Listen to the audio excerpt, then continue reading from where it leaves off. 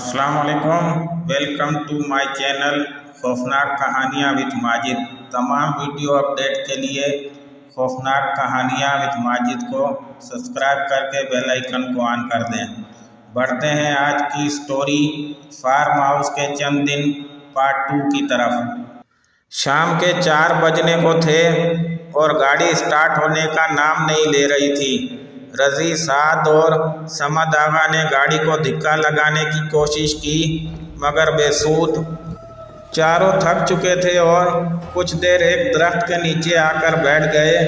अचानक उनके सामने से वही औरत गुजरी। उसके दोनों तरफ 2 छोटे छोटे बच्चे उंगली पकड़कर चल रहे थे। दोनों के चेहरे ढके हुए थे। औरत पास से गुजरी और बोली, कहा था ना कि सदका देते जाओ। इतना कहकर वो एक बड़े से दरख्त के पास से गुजरी और दरख्त के पीछे गायब हो गई। सरमद आगा एकदम चौंक पड़े और बोले, याद करो समद, ये अल्फाज, ये औरत जानी पहचानी है। कौन है ये? जहन पर जोर दो। अभी ये बातें कर ही रहे थे कि गाड़ी खुद ब खुद स्टार्ट हो गई। चारों ने एक दूसरे को हैरत से देखा और गाड़ी की तरफ चल पड़े। गाड़ी में बैठते ही रज़ी ने कहा, ताया जी, मेरी माने तो फार्म हाउस में शादी का प्रोग्राम ख़त्म कर दें। मुझे यकीन हो चला है कि कोई ना कोई मसला ज़रूर होगा। सरमद आगा ने कोई जवाब नहीं दिया और चुपचाप गाड़ी ड्राइव करने लगे और दिल ही दिल में सोचने लगे, रज़ी सही कह रहा है, पर मुझे क्यों ऐसा महसूस हो रहा है जैसे मुझे कोई ताकत खींचे जा रही है। अब उन्हें फार्म हाउस पहुंचने की जल्दी थी ताकि अंधेरा फैलने से पहले अपने ठिकाने तक पहुंच जाएं। सड़क तमाम रास्ता साफ सुथरी और कुशादा रही। इसके बावजूद सफ़र तवील होता जा रहा था। समद आगा ने ख्याल जाहिर किया कि कहीं हम रास्ता ना भटक गए हों, क्योंकि दोनों लंबे अरसे तक यहाँ नहीं आ सके थे। ड्राइव के दौरान बार बार उनकी नज़रों से एक ही बोर्ड गुजर रहा था। पेट्रोल की सुई भी आखिर तक पहुँचने का इशारा दे रही थी। बात समझ से बाहर होती जा रही थी कि ऐसा क्यों हो रहा था। काफ़ी दूर एक नया बोर्ड नज़र आया।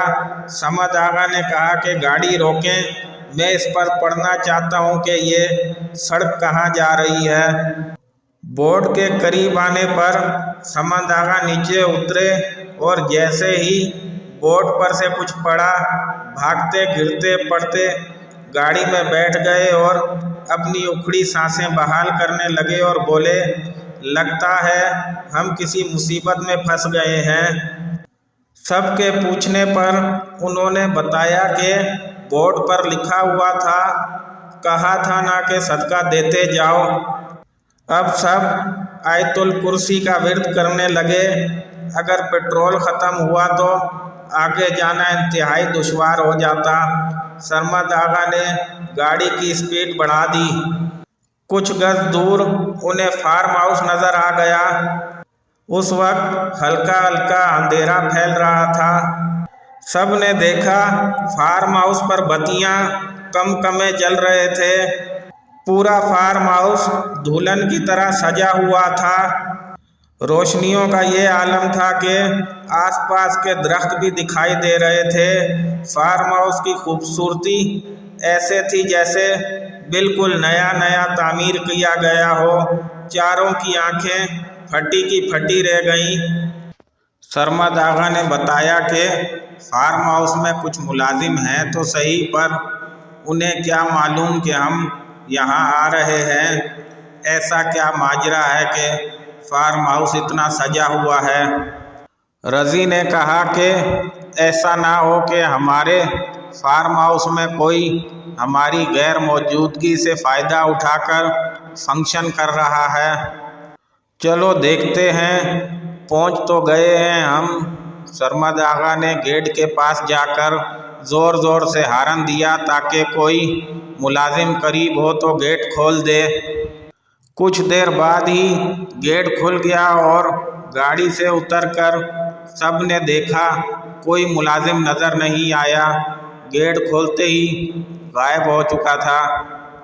سب کو برا بھی لگا اور حیرت بھی ہوئی۔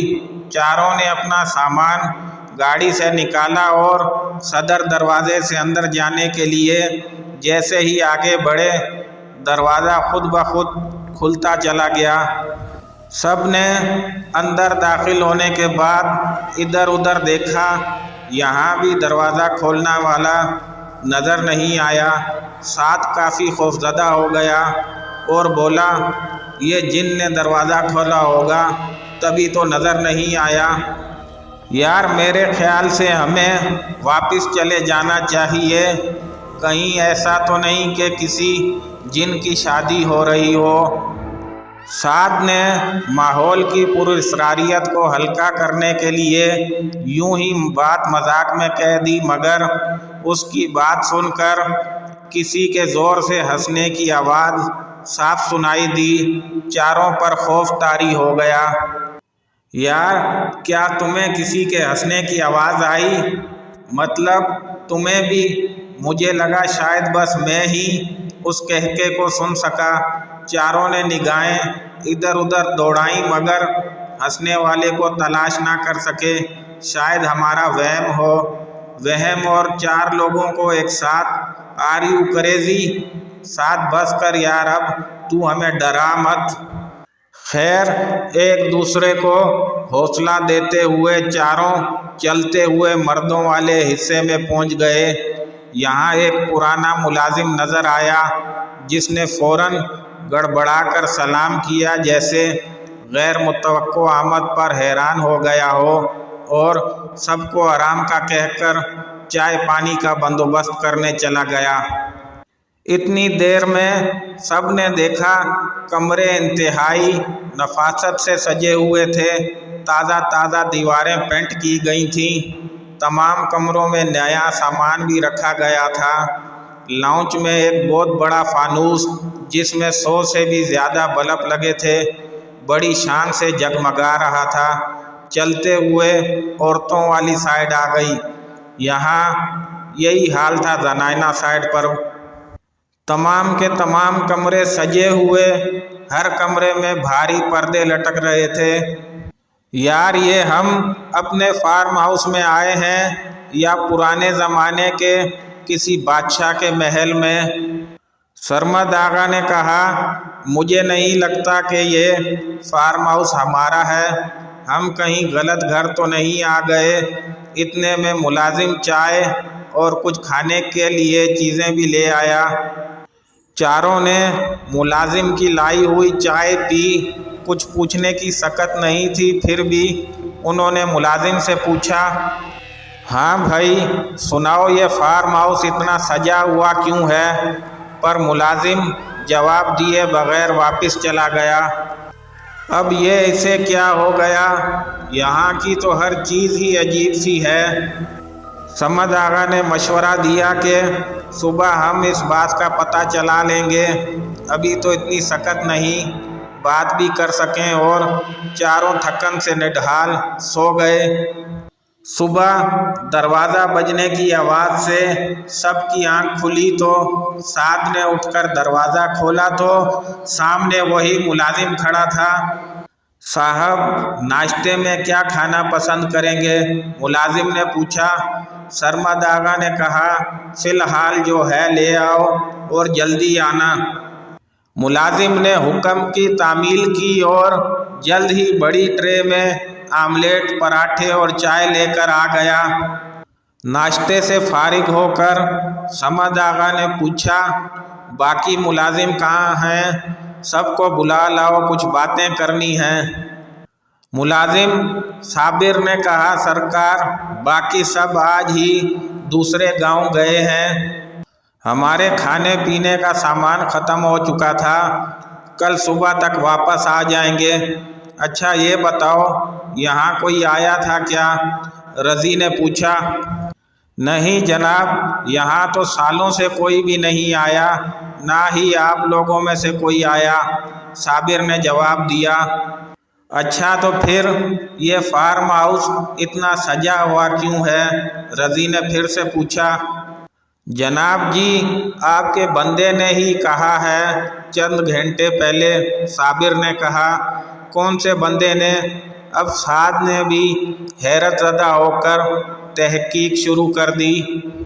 جناب جی، شہر سے ایک بندہ آیا تھا، اس نے بتایا تھا کہ سرمد آغا نے بھیجا ہے، لائٹیں لگا کر سجانا ہے کیونکہ ان کی بیٹی کی شادی ہے۔ چاروں نے حیرت سے ایک دوسرے کو دیکھا اور خاموش رہے۔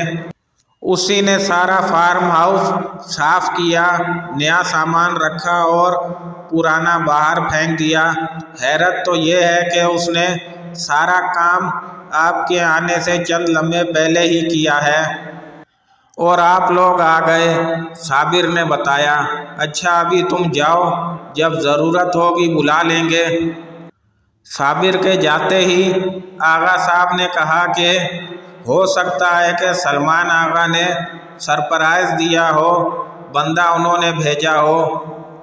یہ سوچ کر سمد آغا نے فون ملایا، سگنل نہ ہونے کی وجہ سے کال نہیں لگ سکی۔ باری باری چاروں نے کوشش کی مگر بے سود۔ سمد آغا نے سوچا پورے ہاؤس کا چکر لگا کر جائزہ لیا جائے کہ یہاں شادی کرنا مناسب ہے بھی یا نہیں۔ ہاؤس کا اندرونی حصہ کافی سجا ہوا تھا۔ تھوڑی تھوڑی دیر بعد سب گھر فون کرتے رہے مگر وہی سگنل پرابلم۔ کافی زیادہ خرچہ کیا گیا ہے، سمد آغا نے باغور جائزہ لینے کے بعد کہا، پر مجھے ایسا نہیں لگتا کہ سلمان آغا نے یہ سب کیا ہو، اور ویسے بھی ایک بندہ محض 1-2 گھنٹے میں اتنی شاندار سجاوٹ کیسے کر سکتا ہے؟ اندرونی جائزہ لینے کے بعد سب باہر نکل آئے۔ رضی اور سعد تیز تیز پورے حصے کو دیکھ لینا چاہتے تھے۔ صبح کی روشنی میں فارم ہاؤس کسی پیلس سے کم نہیں لگ رہا تھا۔ اب ان کا خوف بھی ختم ہو چکا تھا، بس ایک ہلکی سی بے چینی تھی کہ اسے اتنا سجایا گیا کب اور کیوں۔ ان سب کو یقین تھا کہ یہ سلمان آغا نے ہی سرپرائز دیا ہوگا اور فون پر بات کرنے کے بعد مطمئن ہو جائیں گے۔ چلتے چلتے سعد اور رضی فارم ہاؤس کی بالکل پچھلی سمت تک پہنچ گئے۔ یہاں لائن سے گھنے درخت لگے تھے، خاردار جھاڑیاں بھی موجود تھی۔ یہ سائیڈ انتہائی خوفناک منظر پیش کر رہی تھی۔ اس سائیڈ پر کوئی حد نہیں تھی اور سامنے گھنے جنگلات صاف نظر آ رہے تھے۔ درمیان میں صرف ایک باڑ تھی جسے آسانی سے پھلانگا جا سکتا تھا۔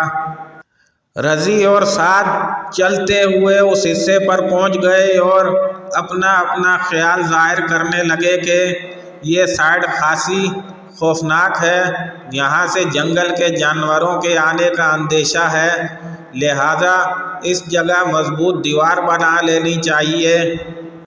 ابھی یہ جائزہ لے ہی رہے تھے کہ رضی کی نظر کھدی ہوئی زمین پر پڑی جیسے تازہ کھودا گیا ہو۔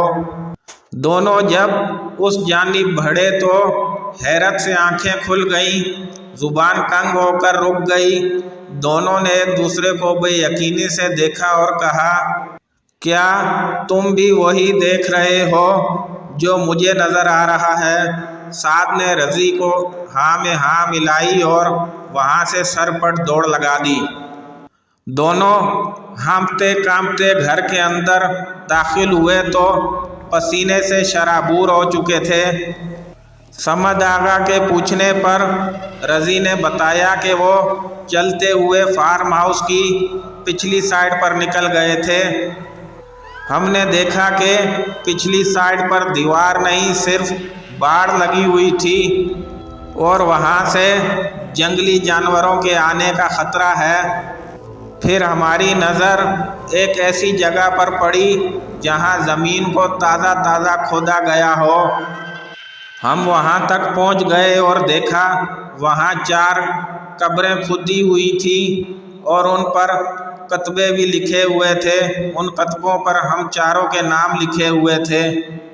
رضی بات بتاتے ہوئے تھر تھر کانپ رہا تھا۔ اس کی آنکھوں میں آنسو آ چکے تھے اور اس نے کہا، تایا جی ہمیں یہاں سے جلد نکلنا چاہیے، پلیز یہاں شادی کا پروگرام ختم کر دیں، کہیں ایسا نہ ہو شادی کے چکر میں ہم سب اپنی جان سے ہاتھ دھو بیٹھیں۔